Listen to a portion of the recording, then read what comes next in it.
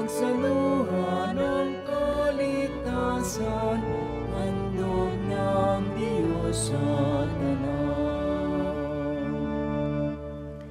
Sa ngalan ng Ama, ng Anak at ng Espiritu Santo. Amen. Sumainyo ang Panginoon. At sumainyo rin. Mga kapatid, damayin natin ang ating makasalanan upang tayo maging marapat gumanap sa banal na pagdiriwang. Inaamin ko sa makapangyarihang Diyos at sa inyong mga kapatid, na lubha akong nagkasala sa isip, salita at sagawa at sa aking pagkukulang. Kaya sinasamo ko sa mahal na Birheng Maria, sa lahat ng mga anghel at mga banal, at sa inyong mga kapatid, na ako'y panalangin sa Panginoong ating Diyos. Kaawaan tayo makapangyarihang Diyos, patawarin tayo sa ating mga kasalanan, at patubayan tayo sa buhay na walang hanggan. Amen. Panginoon, kaawaan mo kami. Panginoon, kaawaan mo kami. Kristo, kaawaan mo kami. Kristo, kaawaan mo kami. Panginoon, kaawaan mo kami. Panginoon, kaawaan mo kami. Manalangin tayo. Ama naming makapangyarihan, ang pananampalataya, pag-asa at pag-ibig namin na iyong dagdagan. At gawin mong mahalin namin ang iyong mga kautusan upang sa mga pangako mo kami maging dapat makinabang sa pamamagitan ng Jesucristo, kasama ng Espiritu Santo magpasawalang hanggan. Amen. Pagbasa mula sa sulat ni Apostol San Pablo sa mga taga-Efeso. Sa wakas, magpakatibay kayo sa pamamagitan ng inyong pakikipag-isa sa Panginoon at sa tulong ng dakilang kapangyarihan niya. Isuot ninyo ang baluting kaloob ng Diyos upang mapaglabanan ninyo ang mga lalang ng dyablo, sapagkat ang kalaban natin hindi mga tao, kundi mga pinuno, mga may kapangyarihan, at mga tagapamahala ng kadilimang namamayani sa sanlibutang ito, ang mga hukbong espiritual ng kasamaan sa himpapawid. Kaya't isuot ninyo ang baluting mula sa Diyos. Sa gayon, makatatagal kayo sa pakikipaglaban pagdating ng masamang araw ng iyon. At pagkatapos ng inyong pakikipaglaban, ay matatag pa rin kayong nakatayo. Kaya't maging handa kayo. Gawin ninyong bigkis ang katotohanan, itakip sa dibdib ang baluti ng pagkamatuwid, at isuot ang panyapak ng pagiging handa sa pangaral ng mabuting balita ng pakikipagkasundo sa Diyos. Taglayin ninyong lagi ang kalasag ng pananalig kay Kristo bilang pananggat pamatay sa lahat na nagliliyab na palaso ng masama. Isuot ninyo ang helmet ng kaligtasan at kunin ninyo ang tabak ng kaloob ng Espiritu, sa makatuwid, ang salita ng Diyos. Ang lahat ng ito'y gawin ninyo sa pamamagitan ng mga panalangin at pagsamo. Manalangin kayo sa lahat ng pagkakataon sa patnubay ng Espiritu. Kaya't lagi kayong maging handa at patuloy na manalangin para sa lahat ng hinirang ng Diyos. Ipanalangin din niyong ako'y pagkalooban ng wastong pananalita upang buong tapang kong maipahayag ang hiwaga ng mabuting balita. Dahil sa mabuting balitang ito, ako'y sinugo at ngayoy natatanikalaan. Kaya't ipanalangin ninyong maipahayag ko ito ng buong tapang, gaya ng nararapat. Ang salita ng Diyos. Salamat sa Diyos. Ang tugon po sa salmo, ang poon ay papurihan, siya ang aking sanggalang. Ang poon ay papurihan, siya ang aking sanggalang. Purihin ang poon sa aking sanggalang. Sa pakikibaka ako'y sinanay, inihahanda ako upang makilaban. Ang poon ay papurihan, siya ang aking sanggalang. Matibay kong muog at tagapagligtas, at ang aking tahanang hindi matitinag. Tagapagligtas kong pinagtitiwalaan, nilupig niya ang sakop kong bayan. Ang poon ay papurihan, siya ang aking sanggalang. O Diyos, may awitin akong bagong-bago, alpay tugtugin at awit ako. Tagumpay ng hari ay iyong kaloob, at iniligtas mo si David mong lingkod. Ang poon ay papurihan, siya ang aking sanggalang. Magsitayo po ang lahat.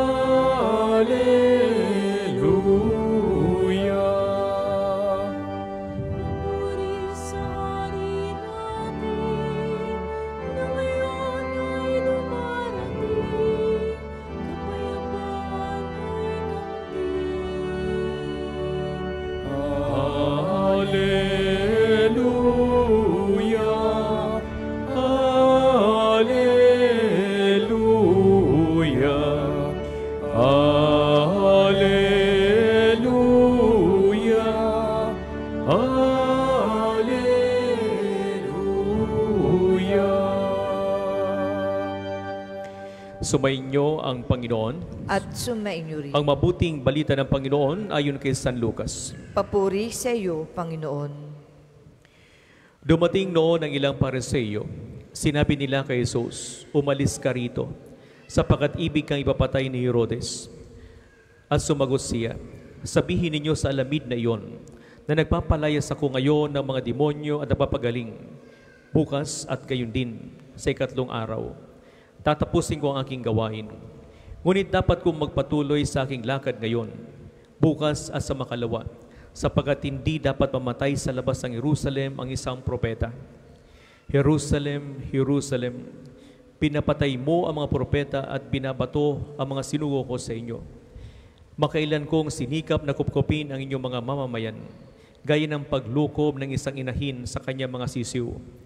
Ngunit ayaw mo, kaya't lubos kang pababayaan. Sinasabi ko sa inyo, hindi mo na ako makikita hanggang sa dumating ang araw na sasabihin mo, pagpalain nawa ang dumarating sa pangalan ng Panginoon." Mga kapatid, na mabuting balita ng Panginoon. Pinupuri ka namin, Panginoong Hesukristo. Magandang tanghali po sa inyong lahat, mga kapatid. Isa sa pinakamasakit na karasan ng isang tao, ang ikaw ay hindi tanggapin o yung kaya yung tinatawag na rejection. Pag naranasan natin ito, ang tanong natin kaagad, bakit ganon? Masama ba ako? Bakit ganon? Ano nagawa kong mali? Bakit ganon? Para bagang walang kwentang tao ako. Rejection. Kaya pag naranasan natin ito, nasasaktan tayo.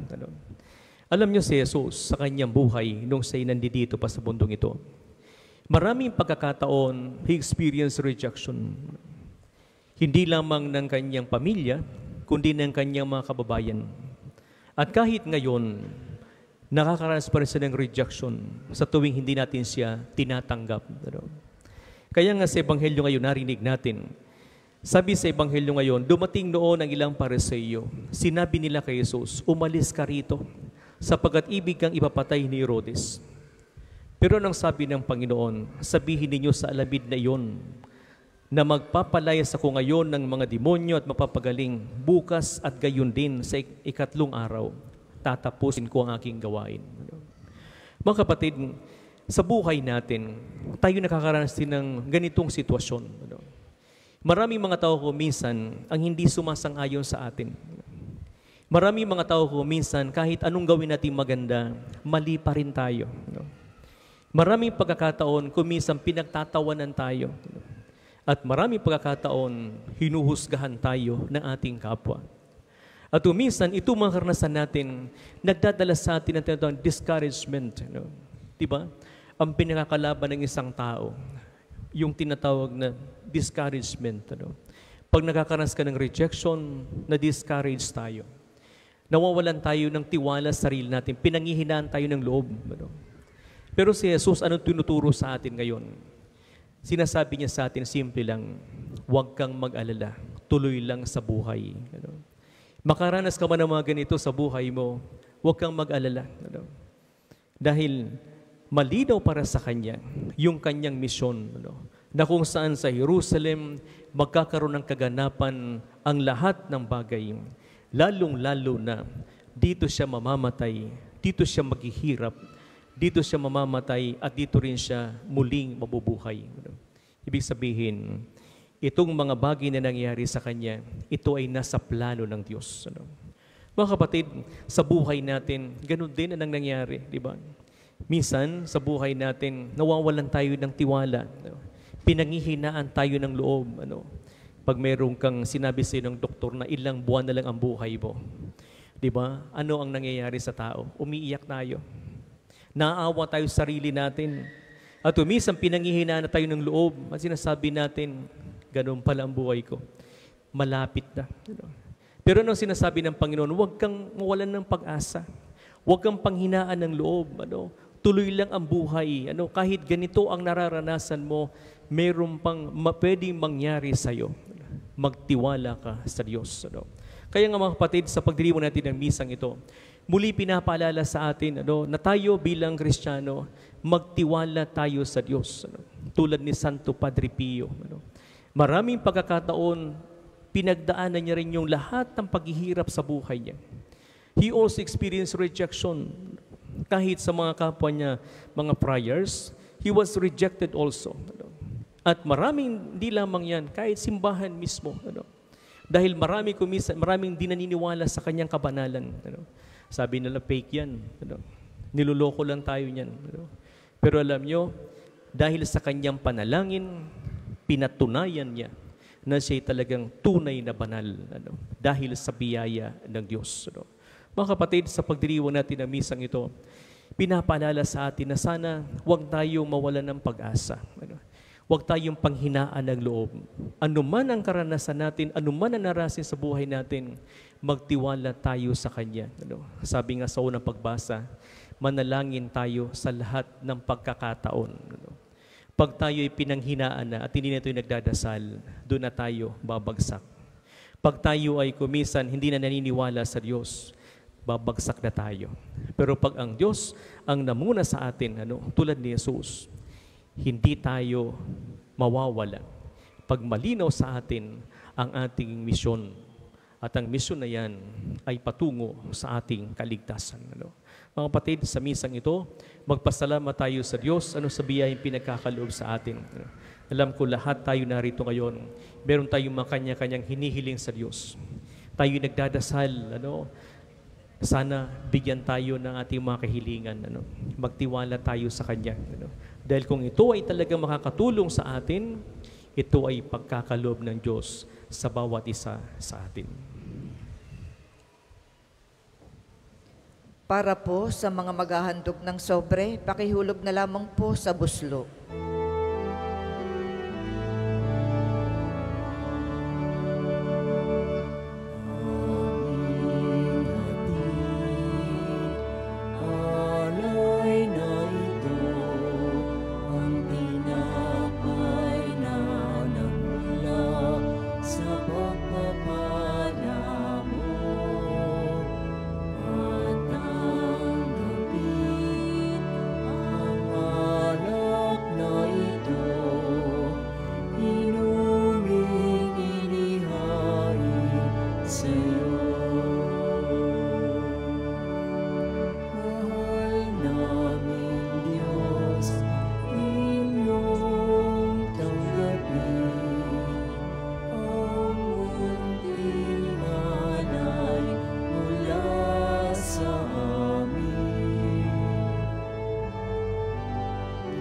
Magsitayo po ang lahat.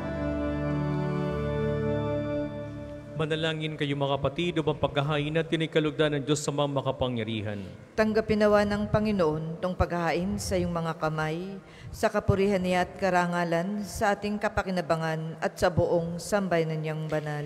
Ama naming lumikha, tuhayan mo ang mga alin naming nihain sa iyong kadakilaan, upang ang paglilingkod naming ginagampanan ay humantong sa iyong lalong ikadarangal, sa pamamagitan ng Jesucristo, kasama ng Espiritu Santo magpasawalang hanggan. Amen. Sumainyo ang Panginoon. At sumainyo rin. Itaas sa Diyos ang inyong puso at diwa. Tinaas na namin sa Panginoon. Pasalamatan natin ang Panginoong ating Diyos. Marapat na siya ay pasalamatan. Ama naming makapangyarihan, tunay nga marapat ito'y aming pasalamatan. Pinagbibigyan mong ito'y aming maihayag kahit na ito'y walang anumang may daragdag. Sa kadakila ang sa iyo ay likas. Sa pagpupuri namin amang nakikinabang ay kami ring iyong pinakikiharapan sa pamamagitan ng iyong anak na minamahal. Kaya kaisa ng mga sisiyawit ng papuri sa walang humpay sa kalangitan, kami nagbubunyi sa iyong kadakilaan.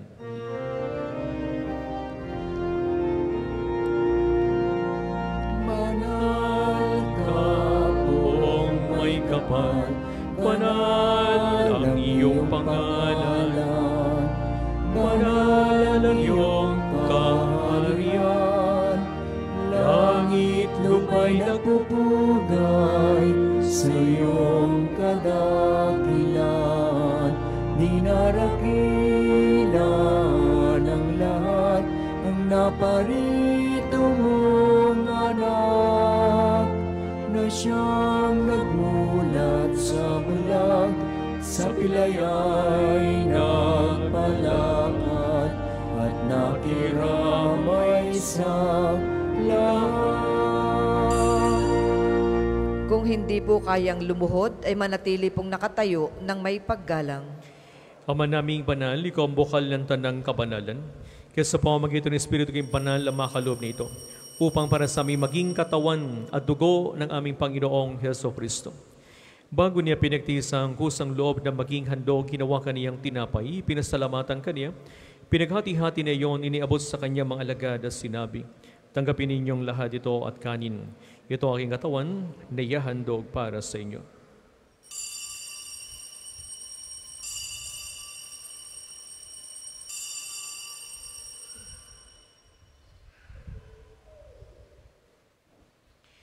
Gayon din naman, nung matapos ang hapunan, hinawakan niya ang kalis, muli kaniyang pinasalamatan.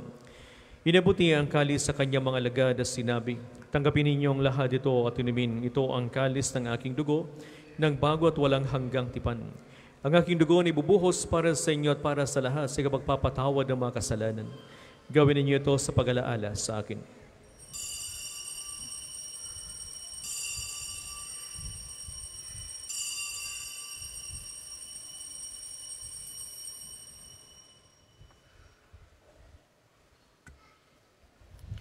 Ipagbunyiin natin ang misteryo ng ating pananampalataya.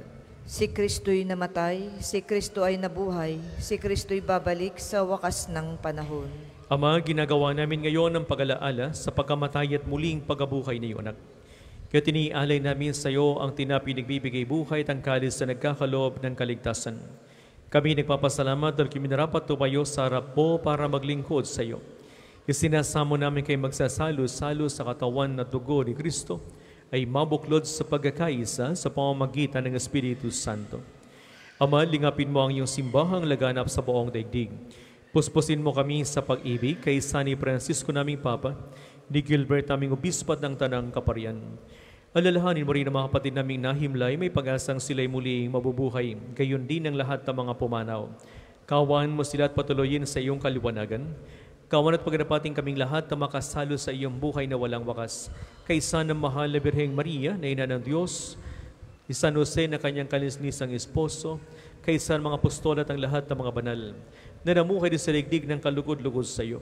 May pagdiwang naman namin ang pagupuri sa ikararangal mo sa pamamagitan ng anak na aming Panginoong Jesucristo. Sa pamamagitan ni Kristo kasama niya sa Kanya, ang lahat ng parangal at papuri sa iyo, Diyos sa mga makapangyarihan, kasama ng Espiritu Santo, magpasawalang hanggan. Amen. Amen.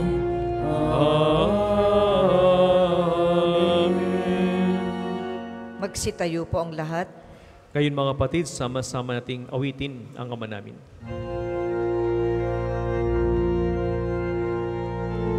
Ama namin, sumasalangit ka, sambahin ang ngalan mo,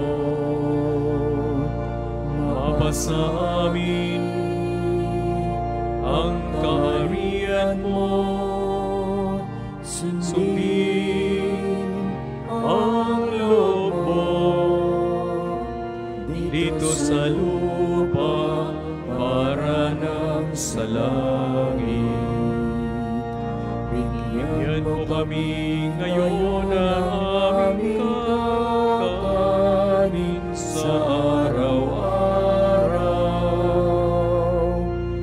At patawarin mo kami sa aming mga sala para na pagpapatawad namin sa nagkakasala sa amin. At huwag mo kaming ipahintulot sa tukso at iadya mo kami sa lahat ng masama. Hiniling namin kami iadya sa lahat na masama, pagkaluban ng kapayapaan araw-araw, iligtas kasalanan tilayo sa lahat ng kapahamakan. Samantalang aming pinananabikan ang dakilang araw ng pagkapahayag ng tagapagligtas naming si Jesucristo. Sapagkat iyo ang kaharian at ang kapangyarihan at ang kapurihan magpakailanman. Amen. Panginoong Espiritu, sinabi mo sa iyong mga apostol, kapayapaan ang iniiwan ko sa inyo. Ang aking kapayapaan ang ibinibigay ko sa inyo. Tunghayan mo ang aming pananampalataya at huwag aming pagkakasala. Pagkaluban mo kami ng kapayapaan, pagkakaisa, ayon sa iyong kalooban, kasama ng Espiritu Santo magpasawalang hanggan. Amen. Ang kapayapaan ng Panginoon ay laging sumainyo. At sumainyo rin. Mga kapatid, magbigayan tayo ng kapayapaan sa bawat isa. Peace be with you. Peace. Kordero ng Diyos na nag-aalis ng mga kasalanan ng sanlibutan, maawa ka sa amin. Kordero ng Diyos na nag-aalis ng mga kasalanan ng sanlibutan, maawa ka sa amin. Kordero ng Diyos na nag-aalis ng mga kasalanan ng sanlibutan, ipagkaloob mo sa amin ang kapayapaan. Kung hindi po kayang lumuhod, ay manatili pong nakatayo ng may paggalang. Mga kapatid, na si Kristo ang kordero ng Diyos na nag-aalis ng mga kasalanan ng sanlibutan. Mapalitaninyahan sa kanyang piging. Panginoon, hindi ako karapat-dapat na magpatuloy sa iyo, ngunit sa isang salita mo lamang ay gagaling na ako.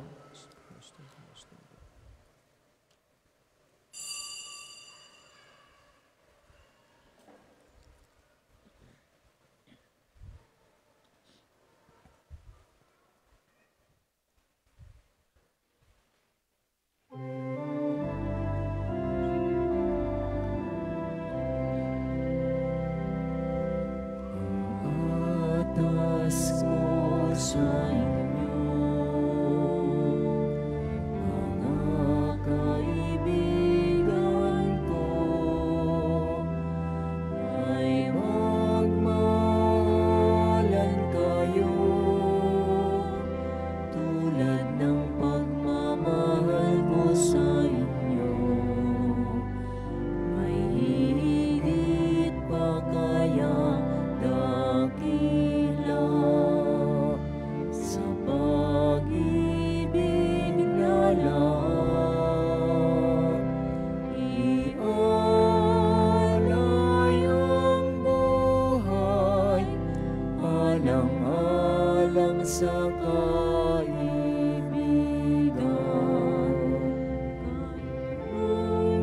Ay kaibigan ko, kung matutupad ninyo ang iniaatas ko.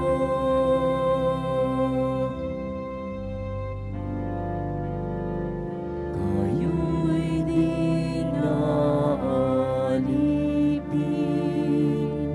kundi kaibigan ko. Lahat nagmula sa amay, na lahat ko na sa inyo.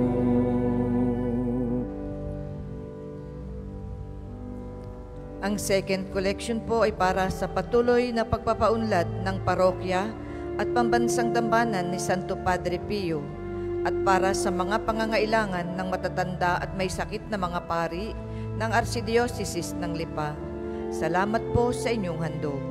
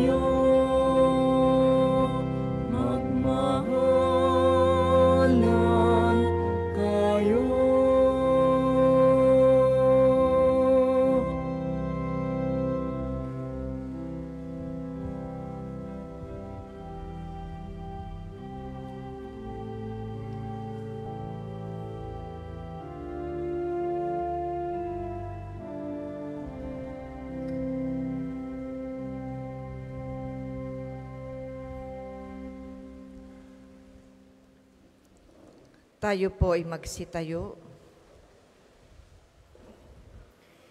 Manalangin tayo. Ama naming mapagmahal, maging lubos nawa ang aming pakikinabang sa tinanggap namin sa piging mong banal, upang aming ginaganap ng lantaran na isang aming makamtang tunay sa pamamagitan ni Jesucristo kasama ng Espiritu Santo magpasawalang hanggan. Amen. Panalangin ng pagtitiwala kay Santo Padre Pio, tayo pong lahat. Padre Pio, taga Pietrelcina, mongheng banal, pintakasing santo ng milenyong kasalukuyan, gabay namin sa pagtahak sa landasing makalangit, takbuhan sa pangangailangan, huwaran ng pagtitiis. Sa'yo namin inilalapit aming mga kagipitan, sa'yo po ibinibilin kalusugan at kabuhayan.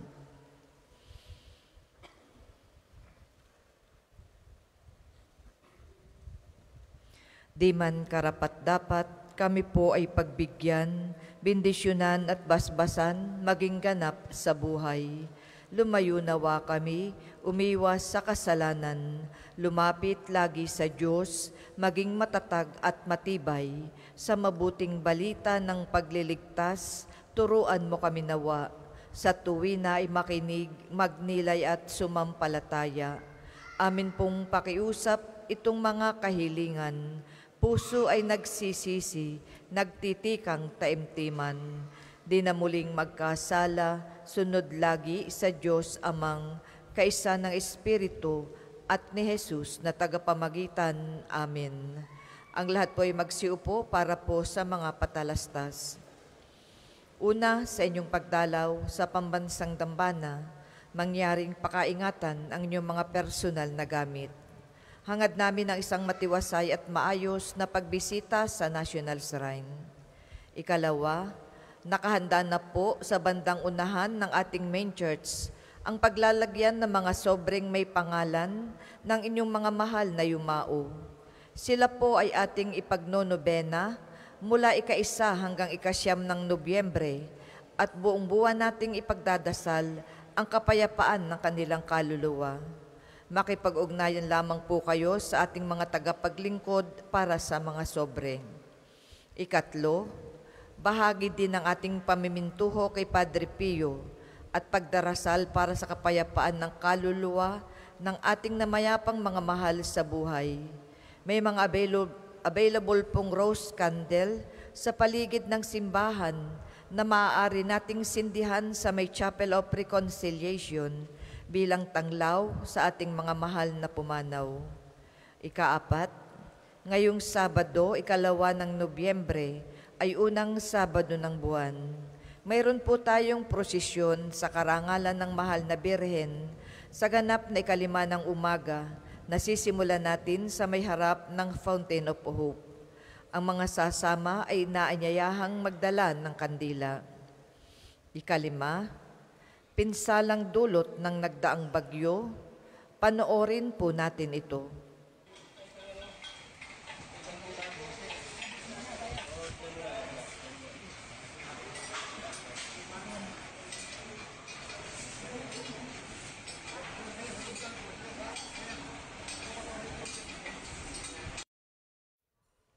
Dahil po dito, mga kapiyo, pansamantala pong wala muna tayong parking spaces na magagamit sa loob ng pambansang dambana dahil sa pagkasira ng tulay papuntang parking area.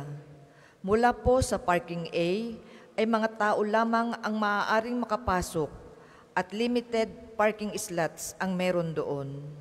Maraming salamat po sa inyong pangunawa at asahan po natin ang matinding traffic, lalo na kung Sabado at Linggo.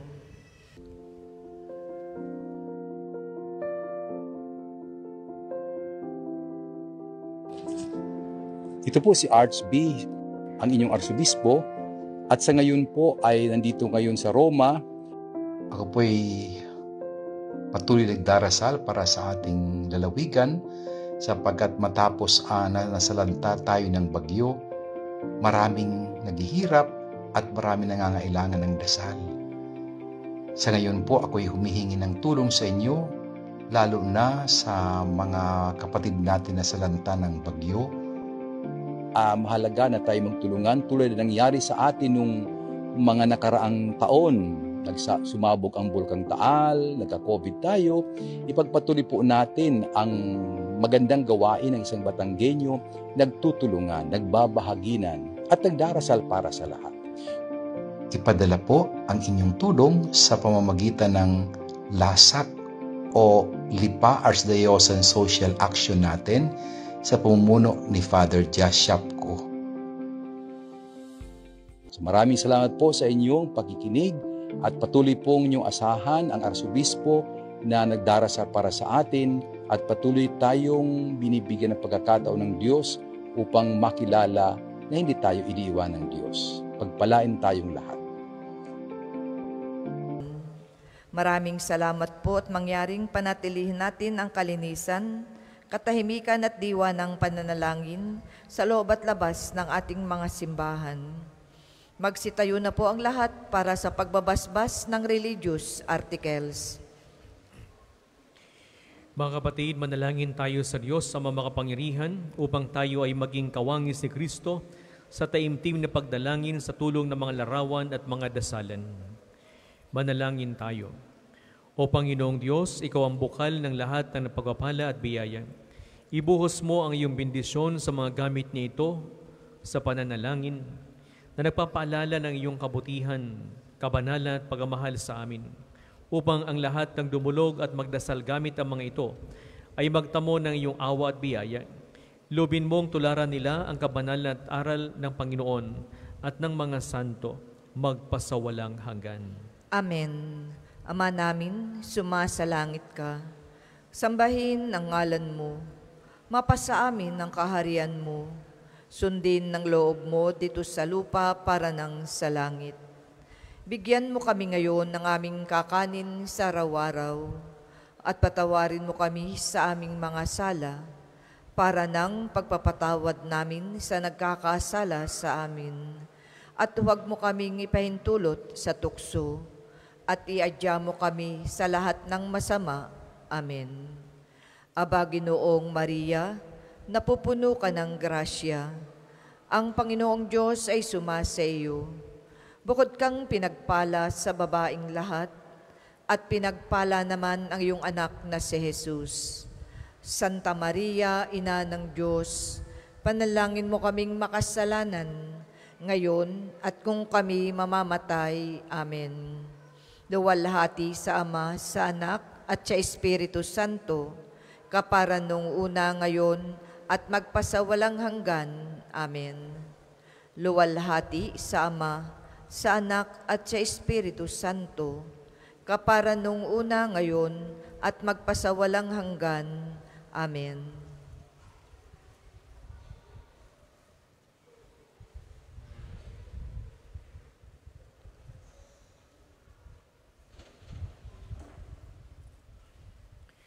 Sumainyo ang Panginoon. At sumainyo rin. Naway pagpalain kayo makapangyarihang Diyos Ama, Anak at ang Espiritu Santo. Amen. Tapos ng ating pagdiriwang, humayo kayong taglay ang kapayapaan ni Kristo. Salamat sa Diyos. Thank you, Lord. O inang mahal, narito kami, awit-awit ng Ave Maria, sa anak mo si Jesus. Puso namin ay